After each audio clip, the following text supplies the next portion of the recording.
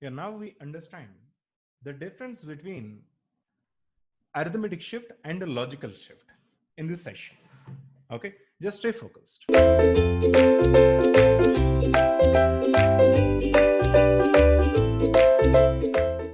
In order to explain you that, I'm going to take a simple example. I'm going to take a register with just 4 digits. Okay. Now, 1010. This is the register content, which is a 4 digit.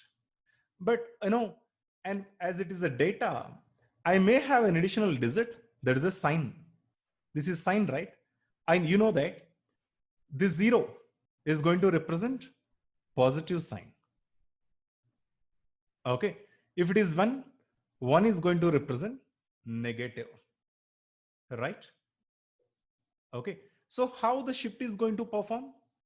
How the logical shift right or logical shift left is going to be performed? I told you that the logical shift is exactly equal to arithmetic shift.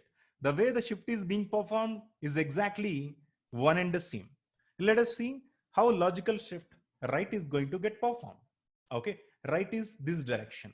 A 0 will be added here, then this 0 will come, this 0 1 will come, this 0 will come, this 1 will come here. Finally this 0 will get completely get discarded. This is the value. Okay, and now logical shift left. A 0 will be added in the least significant bit position, and this 0 gets transferred 1 0 1. Okay, there is no difference. The way the shift is being performed is exactly one and the same in between logical shift and arithmetic shift. But why we are discussing? Simple. The thing is, as the arithmetic shift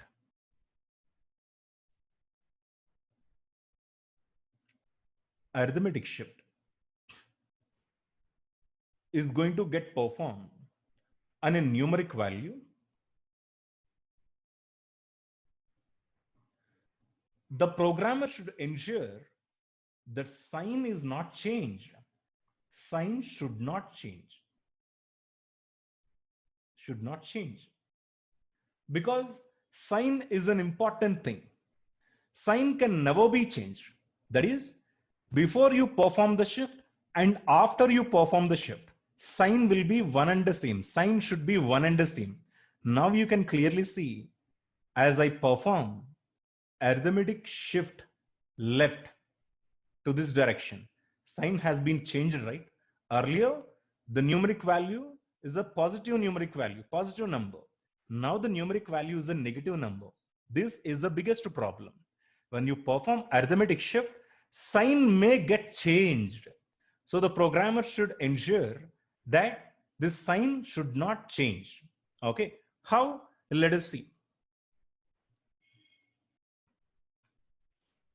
Okay, I'm writing here. I'm going to perform 0 1 0 0 1. Okay, this is a 4-digit value which has a sign that is 0. This is positive. Okay, and now I'm going to perform arithmetic right shift. When you perform arithmetic right shift, a 0 will be added.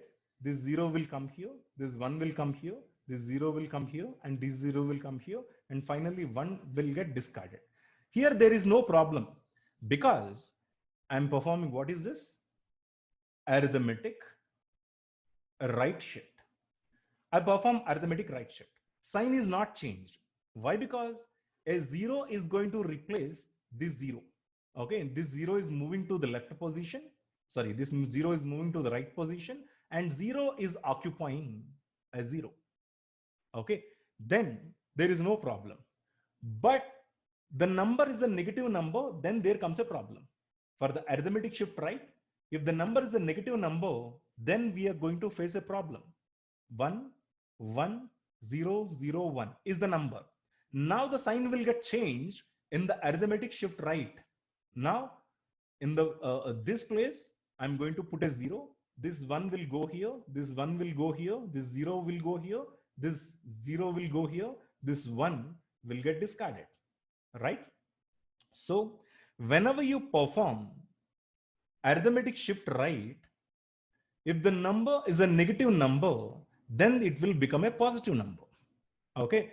If the number is already a positive number, then there won't be any problem, because in the most significant bit, we are adding a 0 only, right? You got me? The point is, in the logical shift or arithmetic shift, a 0 will be added either in the beginning or in the ending. When you perform arithmetic shift right, I'm going to add a 0 in MSB. Okay. When you add a 0 in the MSB, and if the number is already a positive number, there won't be any problem.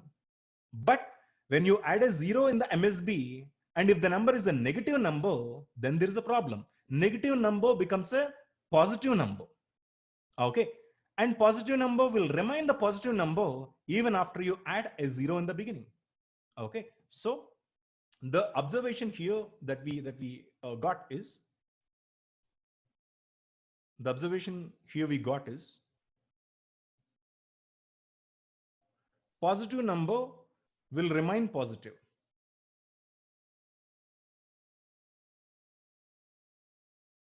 Positive after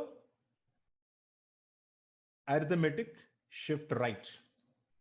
But negative number will become positive after ASHR. Okay. So we should avoid this. How do we avoid? We see later. Now let us talk about arithmetic shift left. ASHL, arithmetic shift left. Now on the contents 0, 1, 0, 0, 1, I'm going to perform arithmetic shift left. Okay. So as left meaning this direction, right? So a 0 will be added here. 1, 0, 0, 1. You can clearly see the sign has been reversed. One important point is, if the most significant two digits are the same, then there won't be any sign reversal. But here, the most significant two digits are different. So that means that this 1 is going to occupy this position. Let us understand. If the most significant digits are 0 and 0, there won't be any problem, because this 0 is going to replace this 0. If the most significant digits are both ones, then there won't be any problem. This 1 is going to be replaced by this 1, because we are moving in this direction, right? So if the number both are one and the same, there won't be any problem in the arithmetic shift left. But if the most significant two digits are different, either this is 0, 1 or it is 1, 0, then there is a problem, because 1 is going to occupy 0's place, 0 is going to occupy 1's place. Positive number becomes negative number becomes positive number. That is the problem in arithmetic shift left. In the arithmetic shift right, only positive, with the negative numbers only we got a problem. We don't have the problem for the positive numbers, because positive number sign is always 0. 0 is replaced by 0 will not be a problem. But when it comes to the negative number sign is 1. When we perform arithmetic shift right, this 1 is going to be replaced by 0, and negative number becomes a positive number.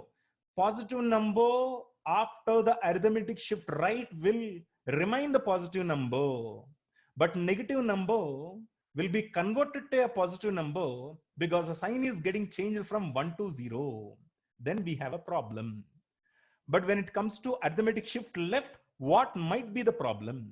If the most significant two digits are the same, sign won't get changed, because 0 replaces 0, 1 replacing 1 is not a problem. But if the most significant two digits are different, as in this case, we have a problem. Before performing the shift, the number is a positive number. After performing the shift, the number is a negative number. Okay.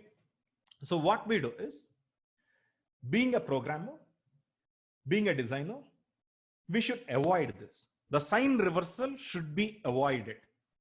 This sign reversal is lead to something called overflow. Okay, what is overflow?